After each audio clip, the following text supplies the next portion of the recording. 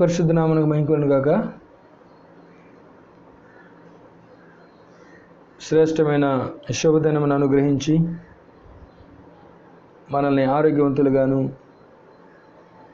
సమాధానంతో నింపిన ప్రభువుకు మొట్టమొదటి వందనాలు తెలియజేస్తూ, నేటి దినమునకైనటువంటి వాక్య భాగాన్ని శ్రద్ధగా వినడానికి సిద్ధపడిన మీ అందరికీ కూడా వందనాలు తెలియజేస్తున్నాను.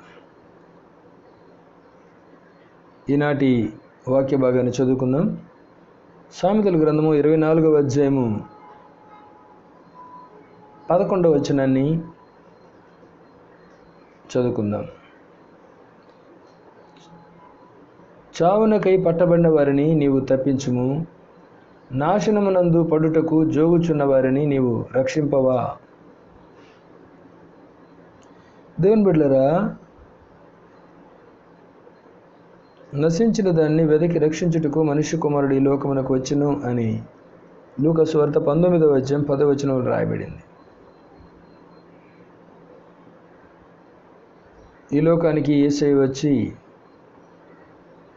33.5 సంవత్సరములు సశరీరుడిగా జీవించి అనేకమైన నిందలు, అవమానాలు, హింసలు అనుభవించి శ్రేష్టమైనటువంటి ఉపదేశములు మానవులకు బోధించి 12 మంది శిష్యులను సిద్ధపరిచి అందులో ఇస్కరియోతు యూదా తప్పిపోయి తన యొక్క స్థానాన్ని పోగొట్టుకున్నాడు. కానీ మిగిలిన శిష్యులను బలపరిచి ఆయనకు సాక్షులుగా సిద్ధపరిచి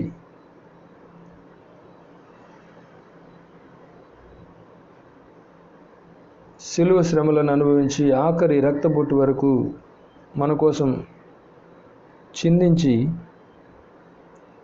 మరణించి 3వ దినమందు ఆయన చెప్పినట్లుగానే మృత్యుంజయుడే లేచి 40 దినములు శిష్యులకు కనబడుతూ వారిని బలపరుస్తూ ప్రోత్సహిస్తూ దేవుని బిడ్డలారా, పరలోకానికి యేసయ్య ఆరోహణమయ్యాడు.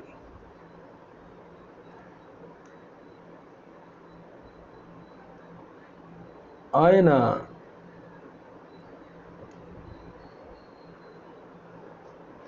దేవుని బిడ్డలారా మరి చేసినటువంటి పనిని, మిగిలిన పనిని శిష్యులకు అప్పగించాడు. మీరు సర్వలోకమునకు వెళ్ళి సర్వసృష్టికి సువార్త ప్రకటించుడి, నమ్మి బాప్తిజం పొందినవాడు రక్షించబడును, నమ్మని వానికి శిక్ష విధించబడును అని గ్రేట్ కమిషన్ శిష్యులకు అప్పగించాడు.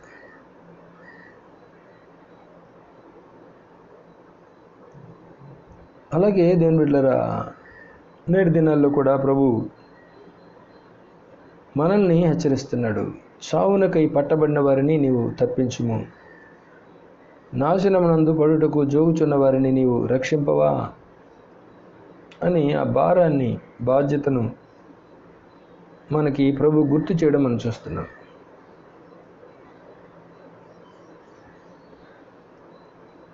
క్రింద 12వ వచనాన్ని గమనించినట్లయితే, ఈ సంగతి మాకు తెలియదని నీవు అనుకుని ఎడల హృదయములను శోధించువాడు నీ మాటను గ్రహించును గదా, నిన్ను కనిపెట్టువాడు దాన్ని ఎరుగును గదా, నరులకు వారి వారి పనులను బట్టి ఆయన ప్రతీకారం చేయను గదా.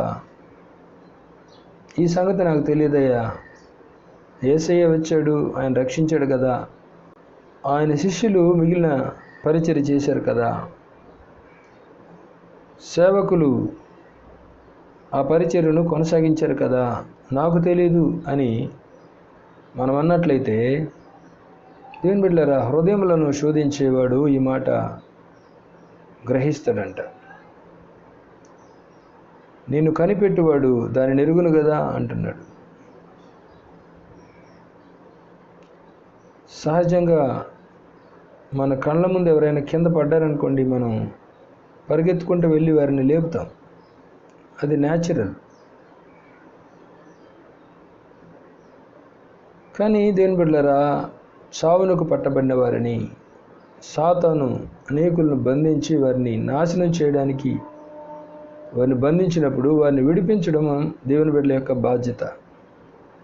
అది సేవకుల, విశ్వాసుల అని కాదు, కానీ అది అందరి బాధ్యత. కనుక దేవుడు ప్రశ్నిస్తున్నాడు, నాశనమునందు పడుటకు జోగుచున్న వారిని నీవు రక్షింపవా అంటున్నాడు. క్రీస్తునందు ప్రియమైన దేవుని బిడ్డలారా, దేవుడు అది మనకు అప్పగించినటువంటి బాధ్యత, భారం.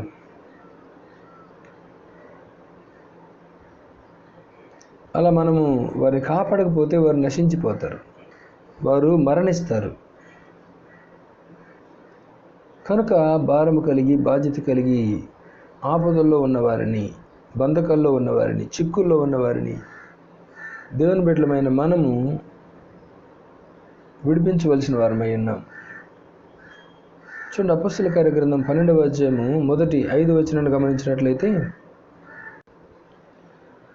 దాదాపు అదే కాలమందు రాజైన హేరోదు సంఘపు వారిలో కొందరిని బాధ పెట్టుటకు బలత్కారముగా పట్టుకొని యోహాను సహోదరుడైన యాకోబును ఖడ్గముతో చంపించెను.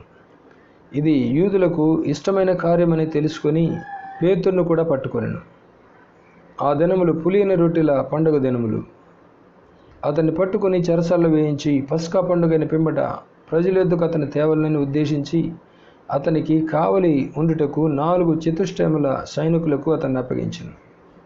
పేతురు చెరసాల్లో ఉంచబడిను. సంఘమైతే అతని కొరకు అత్యాశక్తితో దేవునికి ప్రార్థన చేయుచుండెను. క్రీస్తునందు ప్రియమైన దేవుని బిడ్డలు, ఇక్కడ గమనించినట్లయితే హేరోదు రాజు దేవుని సంఘపు బిడ్డలను బాధ పెట్టుచు బలాత్కారముగా వారిని పట్టుకొని సంహరిస్తున్న దినాలవి. ఆ దినాల్లోనే యోహాను సహోదరుడైన యాకోబును ఖడ్గముతో చంపించాడు. ఇది యూదులందరూ సంతోషించే కార్యమని పేతురును కూడా పట్టుకొని చెరసాల్లో వేయించాడు.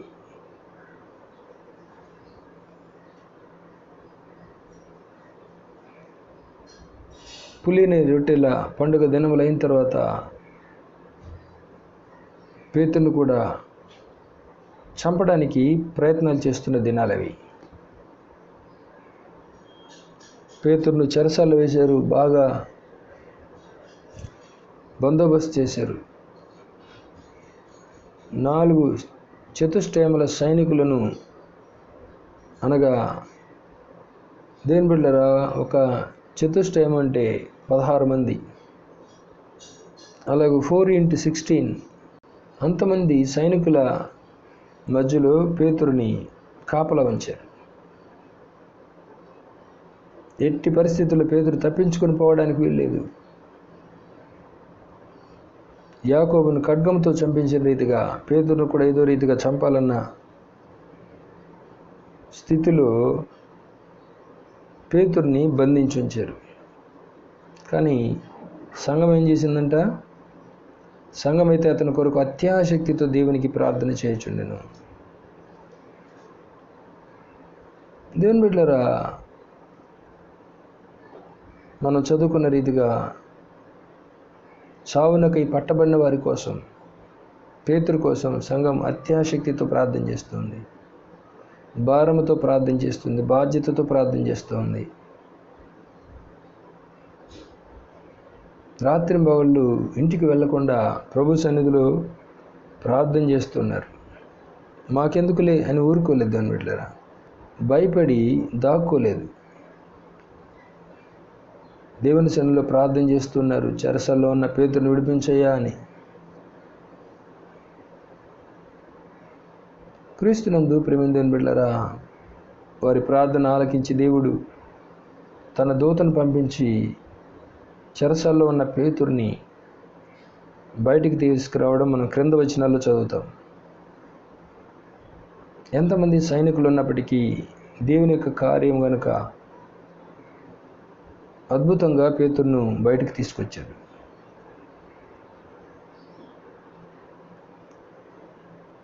చెరసాల తలుపులన్నీ అలాగే మూయబడి ఉన్నాయి. ఉదయం లేచి చూసేసరికి, కానీ పేతురు కనబడలేదు. చెరసాలంతా ఒకటే గలిబిలి. పేతురు ఏమయ్యాడని. ఈ విషయం హేరోదుకు తెలిసి సైనికులందరినీ చంపడానికి ఆజ్ఞాపించాడు.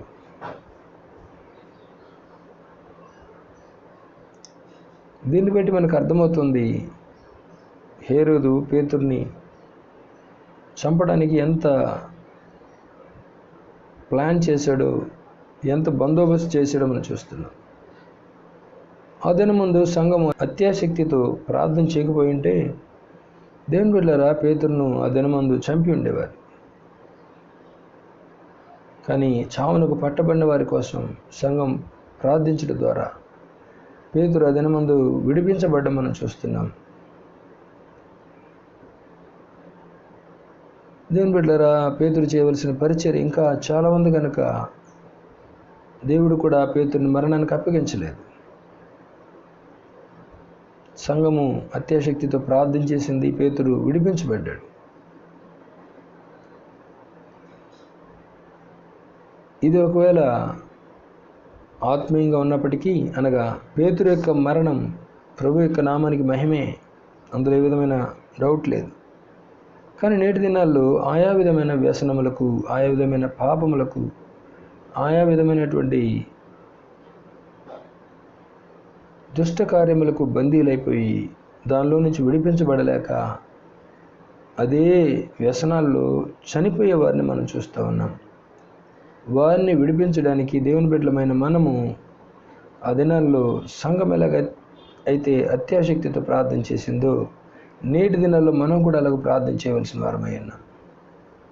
చూడండి, మరొక వ్యక్తిని మనం దైవ గ్రంథంలో గమనిస్తే మార్కు సువార్త 5వ అధ్యాయము 1వ వచనం నుంచి చదువుదాం. వారు సముద్రమునకు అద్దరినున్న గెరాసేనుల దేశమునకు వచ్చిరి. ఆయన దోణి దిగగానే అపవిత్రాత్మ పట్టినవాడు ఒకడు సమాధుల్లో నుండి వచ్చి ఆయనకు ఎదురుపడెను. వాడు సమాధుల్లో వాసం చేసేవాడు. సంకెళ్లతోనైనను ఎవడను వారిని బంధింపలేకపోయాను. పలుమారు వాని కాళ్లకును చేతులకును సంకెళ్ళు వేసి బంధించినను వాడు ఆ చేతి సంఖ్యలు తెంపి కాలి సంఖ్యలను తుత్తినీలుగా చేసిన కనుక ఎవడనూ వానిని సాధుపరచలేకపోయాను. వాడు ఎల్లప్పుడూ రాత్రింబగళ్ళు సమాధుల్లోనూ కొండల్లోనూ కేకలు వేయచ్చు తన్ను తాను రాళ్లతో గాయపరుచుకొనుచూ ఉండెను. చూడండి ప్రియులరా, ఇక్కడ ఒక వ్యక్తి ఉన్నాడు. అతను అపవిత్రాత్మ పట్టినవాడు. దాదాపు 2000 దయ్యాలు వాళ్ళలో ఉన్నాయంట. వాడు సమాధుల్లో ఉండేవాడే తప్ప పొరపాటును కూడా గృహాల్లో ఉండేవాడు కాదు. సమాధుల్లోనే వాసం చేసేవాడు. ఎవరైనా వాడిని సంఖ్యలతో బంధిస్తే సంఖ్యలు తెంపుకునేవాడు. కాళ్లకు చేతులకు సంఖ్యలు వేసి బంధించినా కూడా చేతి సంఖ్యలు తెంపి కాలు సంఖ్యలు తుత్తినీలుగా చేసుకునేవాడు. ఎవరు కూడా వాడిని సాధుపరచలేకపోయారు. రాత్రింబవళ్ళు కొండల్లోనూ సమాధుల్లోనూ కేకలు వేస్తూ ఉండేవాడు.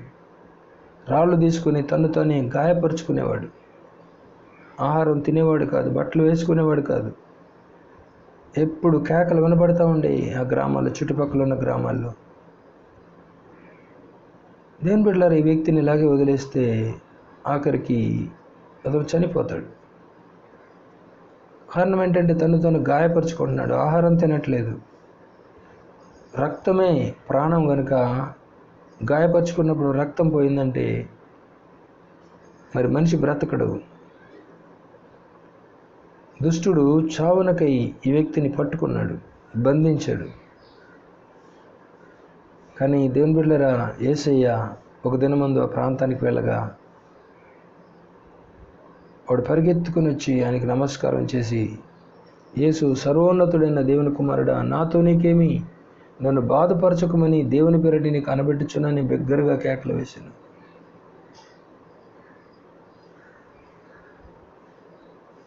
యేసయ్య అపవిత్రాత్మ ఈ మనిషిని విడిచిపోమ్మని వానితో చెప్పగా, దేవుని బిడ్డలారా గమనించినట్లయితే మమ్మల్ని తోలివేయద్దని బ్రతిమలాడుకున్నాయంట దయ్యాలు. ఒకవేళ తోలివేస్తే కనబడుతున్న ఆ పందుల మందులోకి మమ్మల్ని పంపించమని రిక్వెస్ట్ చేశాయంట.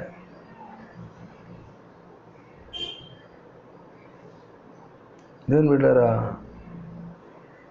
ఆ 2000 దయ్యాలను యేసయ్య వెళ్ళగొట్టాడు. అవి పందుల మందులకు వెళ్ళిపోయాయి.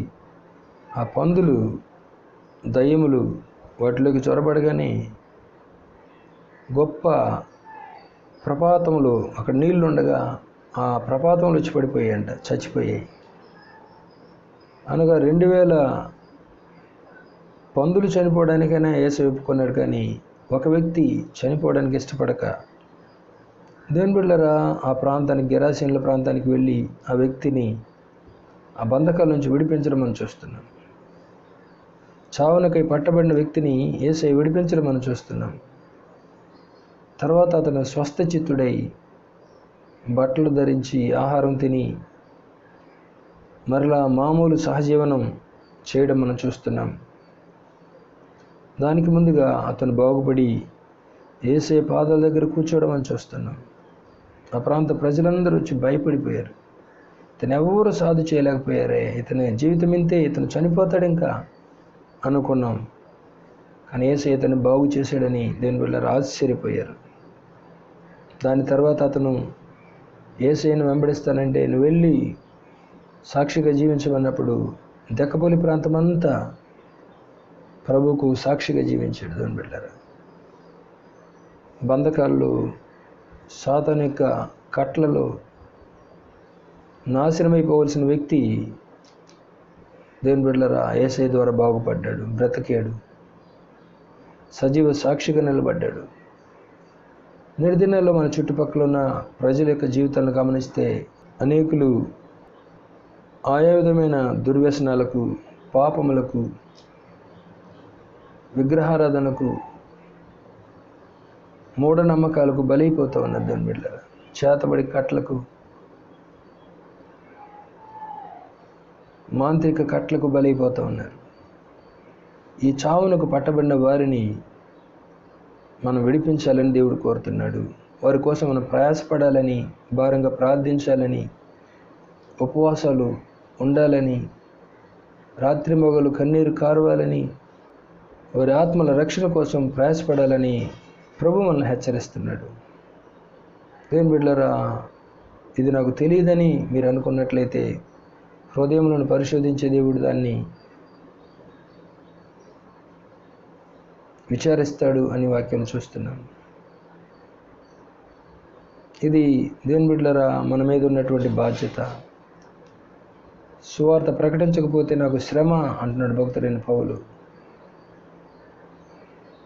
నేను యూదులకును గ్రీసు దేశస్థులకును నేను రుణస్థుడను అంటున్నాడు. అవును దేవుని బిడ్డలారా మనం రుణపడి ఉన్నాం. యేసయ్య మనల్ని రక్షించాడు కనుక ఇతరులు రక్షించబడడానికి ప్రయాసపడవలసిన బాధ్యత, భారము మన మీద ఉంది.